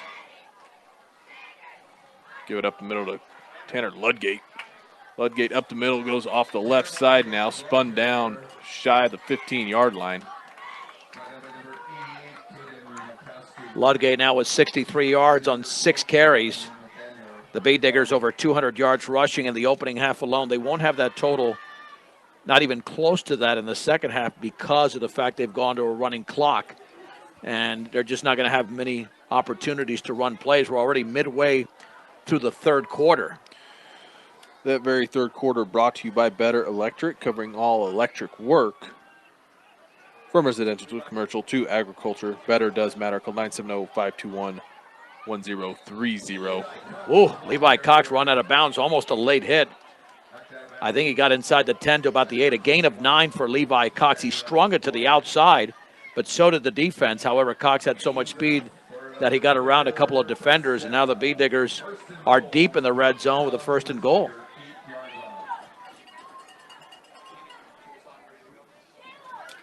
Yeah, this Brush running game is just, I mean, it's fun to watch because they're running out of maybe 2 or 3 different formations, but sometimes they swing it to the outside.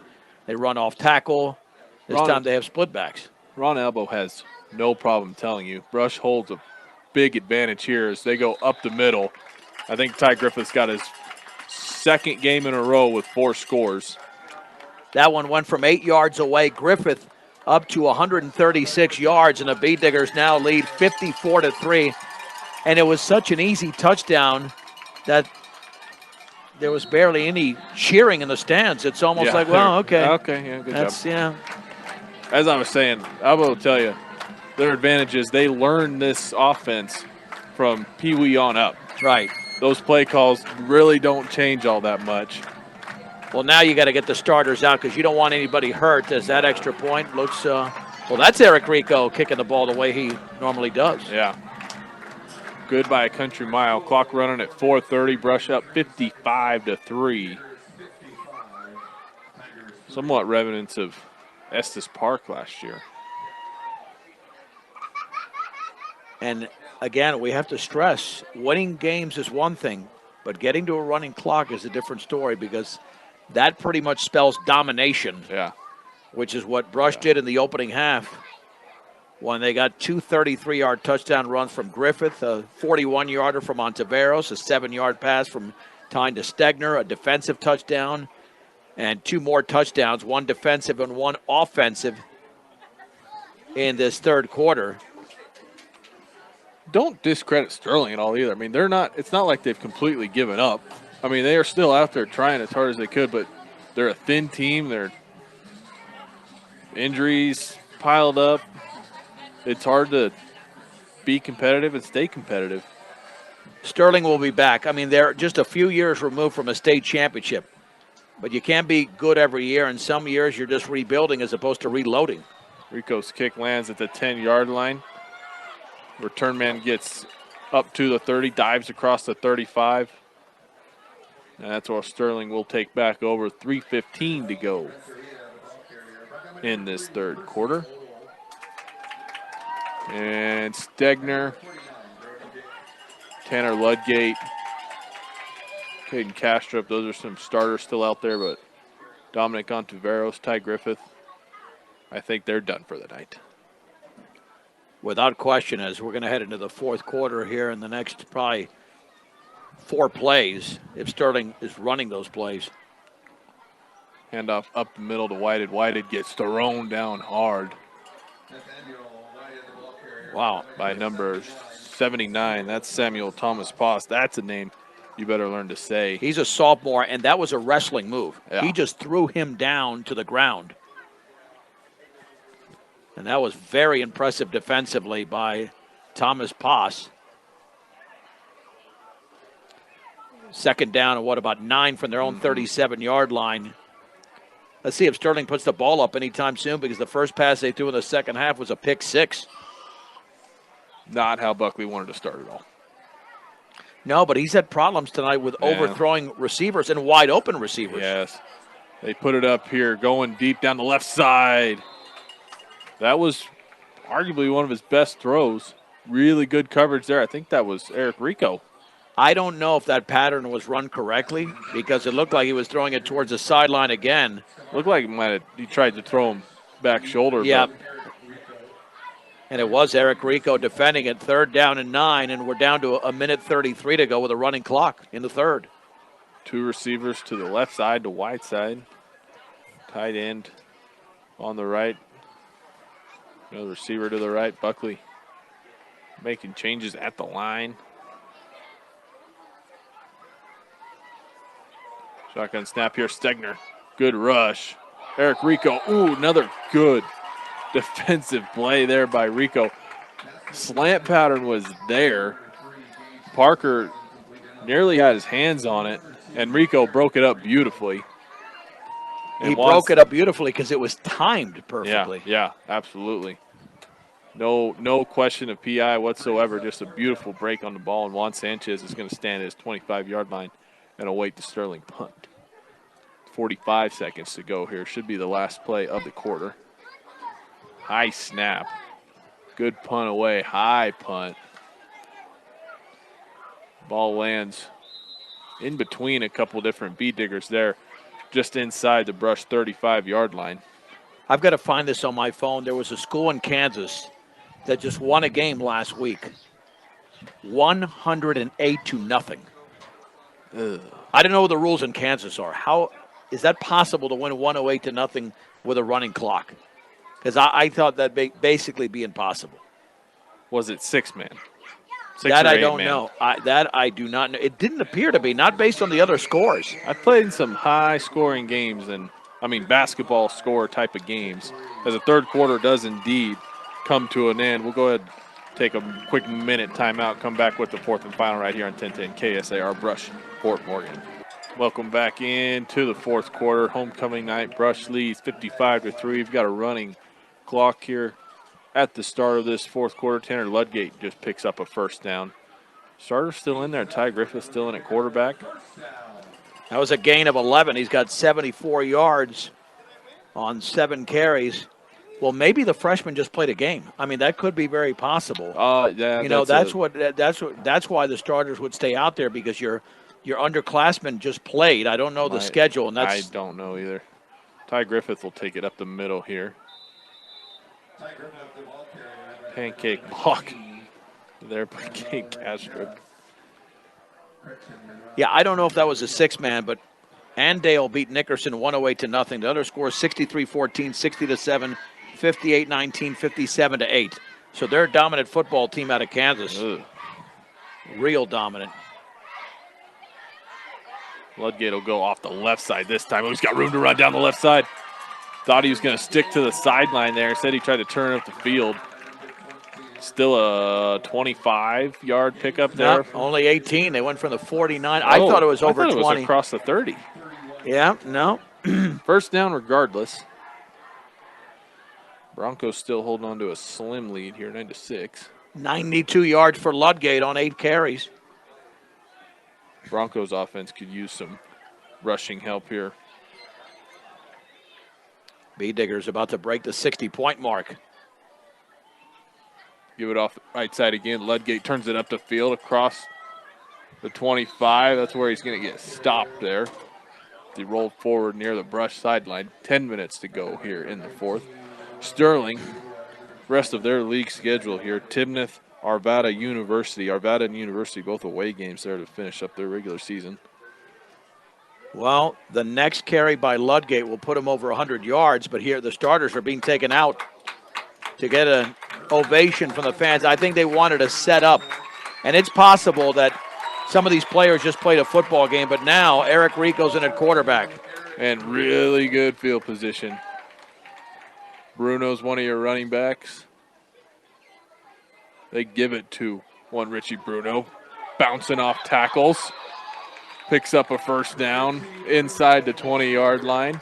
That kid doesn't go down. That was a gain of 10, and he was essentially carrying defenders. That's a really big freshman. It's going to be fun to watch for a while. He is going to be fun to watch. Yeah, they should be able to pick up a touchdown at the 15-yard line as we're under 9 minutes to go in this football game, and the B-Diggers lead 55-3. Juan Sanchez, dead to right, spun out of the tackle there. Picks up some positive yards.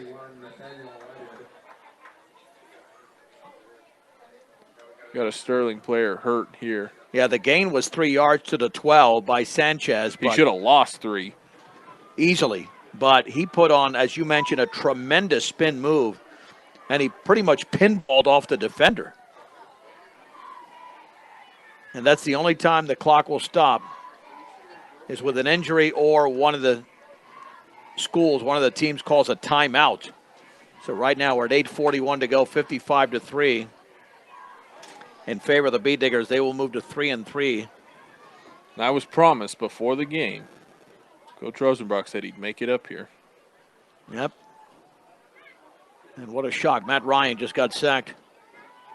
Nothing new. That's an ugly game in Denver. You pay all that money to watch a 9-6 game. Nonetheless, the player's off the field for Sterling, so they'll restart this clock as the B-Diggers will face a 2nd and 7 at the 12-yard line of Sterling. Second consecutive Thursday night for the B-Diggers, but they'll go Friday night next week. Axton Haswell is your other running back, number 25, opposite of Bruno. They give it to Bruno. Bruno up the middle, fighting ahead. Down inside the 10, close to the 5-yard line. Gain of 6 for Bruno. That's should be a 1st and goal. But nope. Check that. It'll be a 3rd down and about a yard. My bad. Yeah, it was at the 15, the original line of scrimmage. So 3rd and 1. And do you give it to anybody else than Bruno? Maybe. let Rico throw it. I don't know. Maybe. Clock's Well- going to run regardless. Yeah, exactly. It doesn't matter. Maybe roll him out here. They give it to Juan Sanchez up the middle this time. He got close, pushed back. That it will be goal to go now inside the 5-yard line. He's got 4 yards. His first carry, or second carry, I should say, for Sanchez. So it's at the 2, and I think this is going to be Bruno time as we're inside 7.5 minutes to go. This should be Brush's final possession. Even with all that time, they score. It takes time to get the extra point. It takes time to get Still the running. ensuing kickoff. Yeah, so Burn a minute or two. exactly.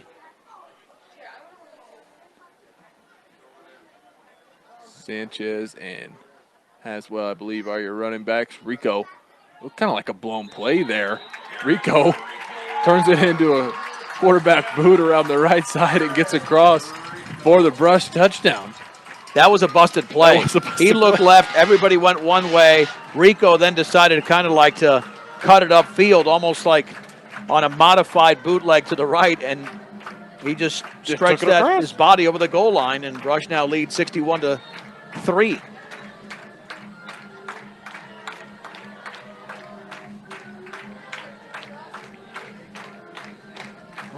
They could take a 60-point lead here, Tyler. They're going to go for 2 here. Rico's going to drop straight back. He's got a rush coming. Floats it up in the back of the end zone. Pass was caught, but was it out of bounds? It was. Yeah, it was definitely out of bounds along the sideline. Good looking play. So that play just ended with about 6:13 to go. It'll be under 5 minutes, I think, by the time they get the kickoff. Because again, you got to get all these 22 players all set. Fourth quarter brought to you by Rudy's Tires. 9 is the magic number. 9 locations across Northeast Colorado and Nebraska. Means there's always a location close by. Visit rudystires.com for more. You got to feel real bad for Sterling. They've gone through a tough stretch. I mean, they beat Ken Denver 2 weeks ago, 28-26. They played some solid football, took care of the ball. And even that victory was a little bit stunning considering Sterling was struggling up to that point. Yeah. But then once they lost to Weld Central at home last week, it's been a snowball effect. Now, they also lost to a new school at Wellington in non-conference play by a couple of touchdowns earlier this year. So it's just a rebuilding year for Sterling. They do have a lot of underclassmen. And That's what you said. You can't be state title contenders right. every year. Yeah, you just Just can't. not how high school football You works. can't. You can't. I mean, you especially at the public school level. Oh, yeah, you can get some private schools that Yeah, they can. turnover is Right. really not a problem for them here. Rico's kick bounces. Ooh, takes a good brush bounce. It's going to get into the end zone there for his second touchback of the night. And you're right, under 5 minutes to go in the fourth and final quarter. Yeah, we'll take about a 2-minute break at the end of this game. Hopefully get Coach Rosenbrock up here and take it from there with the Beat Diggers winning leading by a large margin, 61-3. I don't remember the last time in any year the Beat Diggers led by over 50 points. I mean, they've had even the championship season of 2014. They won some games there by 40, 45. That's the most I've seen. Yeah. Bobbled snap here. Oh, good grief. Bobbled snap. Handoff didn't really happen. And whoever brought the pain there, I think it was Thomas Bond. It was 79, Samuel Todd. I think he tackled a quarterback and a running back just for good measure because he didn't know which one for sure had the ball. I don't know if it's a game that you did. I think they beat Fort Lupton here like 70-0. I mean, that was just like 3 years ago. Yeah. And I think that was a Thursday night. That was 4 years ago. That would be my first year doing it. Right. Yeah, that game that got out of hand quickly. So there is a fairly recent example there. Yeah, I think it was 70-0. Yeah, that's all of a sudden it just hit my brain. Yeah, I forgot about that one. Ooh, nearly picked there as Buckley's pass ends up being completed along the Sterling sideline for a gain of Well, I guess it's incomplete. I thought it was complete, but He you're right. waved his hands up in the air like catch. There was no signal of incompletion. But then again, the Bee Diggers scored a touchdown earlier in the game from Griffith. Yeah, We saw no signal, so that was a pass along the sideline. 3rd down, and about 13 to go at their own 17-yard line. Receivers split out either side. Man in motion right to left. Low snap. Fake the jet sweep. Buckley runs to his left. Brought down shy of the 20-yard line. Clock turns under 3 minutes. Riley Tuck was in on the tackle for Brush. And Buckley tonight, wow, you look at the Yeah. yardage for him. He's at 8 carries for 2 yards. And now it's a 4th and 10 with 2.5 to go at their own 20-yard line. Shotgun set here. He'll roll to his right. Comebacker route. Nearly picked there, Eric Rico. Watched Eric Rico that entire play there. Covered the comeback route perfectly. And had an absolutely fantastic chance to pick that thing off. Instead, it falls incomplete. That ball had a lot of heat on it. I don't blame Rico for not being able to handle it. Well, the Bee Diggers have 1 INT tonight. They could have probably had 2 or 3 more. Oh, yeah. Ludgate had one that had nothing but green grass in front of him that he dropped, and that one right there from Rico. Well, that was 4th down. Realistically, Brush can run 2 more plays. 2 plays and be done. I don't see any reason for Sterling to need to call any timeouts or nothing. Right, with 1:40 to go and the clock running, you can easily run 2 plays. Bruno and Sanchez here in the backfield. Sanchez takes the pitch off the right side, picks up a couple inside the 20-yard line. Sterling has lots of pride. They're not going to allow absolutely not. Brush to get into the end zone. They're going to make it tough on the Bee Diggers. They're going to have to break off a big run with 1:12 to go. And if the Bee Diggers are getting up to the line of scrimmage this quickly, they're going to be able to run another play after this. Right. Rico under center again. Gives it to Haswell up the middle there. Player of the game brought to you by Gordon Insurance. Be prepared for everything life throws at you. Get car insurance, life insurance, farm insurance, and crop insurance at Gordon Insurance. Visit GordonINS.com today. I think there's one clear choice for player of the game. Yeah, I mean, you could, of course, Ty Griffith with the 4 touchdowns. It's homecoming night. You can give it just to the seniors. Just all the seniors. Dom had a great game.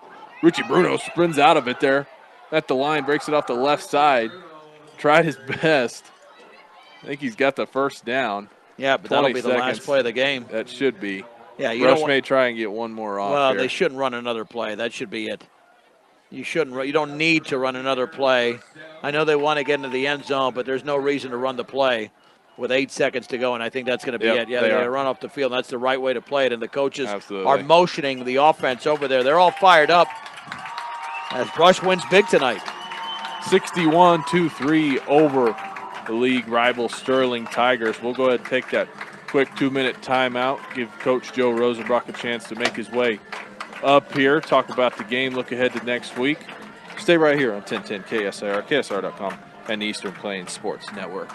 Welcome into the Beat Digger post-game show brought to you by Advanced Agri Solutions. Make sure the nutrients you've purchased for your field are getting to your crops. Get a full plan of seed, food, and water with Advanced Agri Solutions. Call Dusty or Roxy at 970-571-2024. Beat Diggers with a fantastic 61-3 homecoming victory over the Sterling Tigers. Turn it over to John. He'll give you the stats. There's an awful lot of them. Well, 349 yards on the ground for Brush. Not too much passing, but Nate Tyne was effective. He was 3 out of 5 for 44 yards, including a 7-yard touchdown pass to Cale Stegner. Ty Griffith unofficially 11 carries for 141. Tanner Ludgate 9 carries for 98 yards, and you had Sanchez 3 for 10. Bruno had 3 for 21.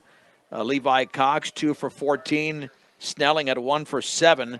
Dominic Ontiveros with a 58-yard effort on 3 carries, including a 41-yard touchdown run. But Ty Griffith, for the second consecutive week, scores 4 touchdowns from 33 yards away again. Then you had a 22-yarder, and the final one an 8-yarder. The B-Diggers got 2 defensive touchdowns, one from Ontiveros and the other a pick six from about 30 yards away from Hunter Proctor. And you look at the Sterling offense, I mean, they did generate something through the air, but at one point, Wyatt Buckley threw 5 consecutive incompletions.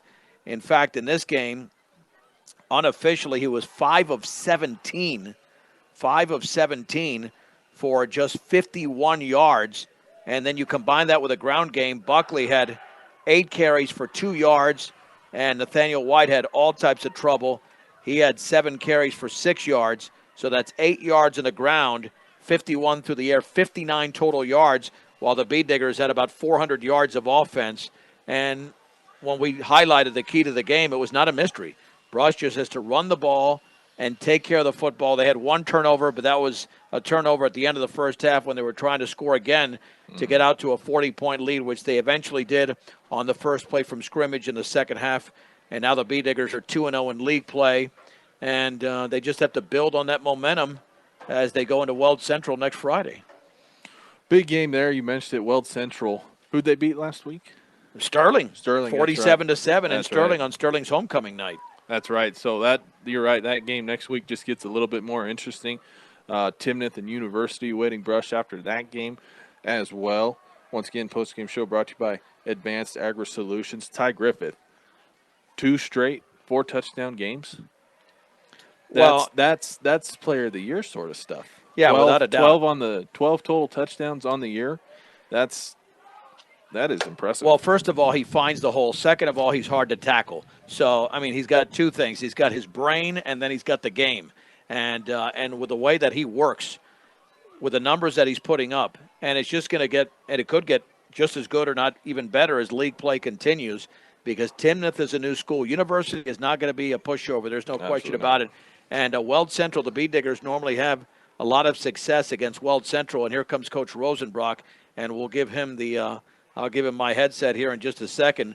But for the B-Diggers now, you look at the last 2 weeks, they have put up 109 points, 48 last week in a 48-20 victory over Arvada, and then 61 tonight in a 61-3 victory over the Sterling Tigers. And, you know, this used to be a rivalry. This used to be a rivalry, and maybe it will turn into one again, but we haven't had really a really tight game between Brush and Sterling in a while, and it certainly was not going to be the case tonight. As we documented, Sterling not a very deep team, even numbers-wise, and when you have that particular situation, you know, you get worn down. There you go. Okay, all right. Yeah, we'll take it here. All right, we're back, Rose. Yeah, we're back, Rose.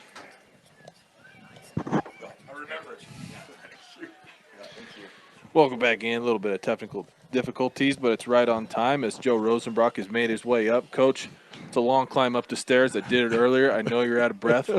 You've put up over 100 points your past 2 weeks. You had over 300 yards on the ground tonight. Ty Griffith had his second straight 4-touchdown game. He's got 12 total on the year. Tanner Ludgate is a menace on both sides of the ball. You've had a defensive score here past 2 games. That's really impressive.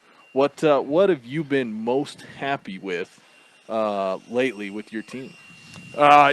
It's their confidence. We're just playing with confidence. I think that's what we were lacking earlier in the season, just with our youth and our inexperience. Some of the kids, even though we were super successful last year, we had a lot of kids starting for the first time at the beginning of the season, and they didn't know really where they fit in, how they were going to play on varsity and all that stuff. But now that we're caught up with the speed of a varsity game, I think a lot of our kids are able to just relax and just play their game and not really think too much and just, you know, get out there and let it loose. And I think that showed tonight, showed last week. And I think we're on a roll going forward with a pretty tough team to stop. 2-0 in league here to start. You got 3 games remaining. Weld Central next week. What do you know about them? Well, Weld Central beat up on Sterling, so they're definitely going to be a tougher opponent. Harrison Chisholm, he knows. He's been probably coaching for as long as I've been alive, so he knows what he's doing there, and they're turning their program around from what it was maybe 2 or 3 years ago. So they're going to be a lot tougher opponent than we got, and we're going to go on the road and at their house and all that stuff. So there's a lot of little factors and variables in that. But I like our chances with anybody we got right now.